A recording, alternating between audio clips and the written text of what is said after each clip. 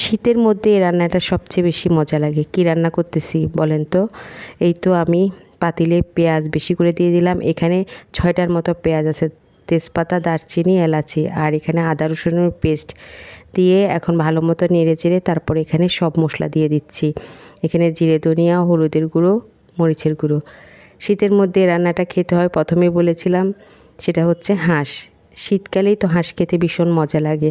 তারপরে এই তো সব মশলা দিয়ে একটু পানি দিয়ে কষানোর জন্য দিয়ে দিলাম। অল্প পরিমাণে তেল দিলাম, কারণ হাঁসের মধ্যে অনেকটা তেল আছে। আর এই তো ভালো মতো মশলাটা যখন কষিয়ে গেছে আমি হাঁসটা দিয়ে দিলাম। এখানে 2টা হাঁস আছে। তো এখন নেড়েচেড়ে ঢাকনা দিয়ে দিব, ভালো মতো কষানো হবে। তো অনেকটা কষানো হয়ে দেখেছেন কি পরিমাণ ঝোল বের হয়েছে।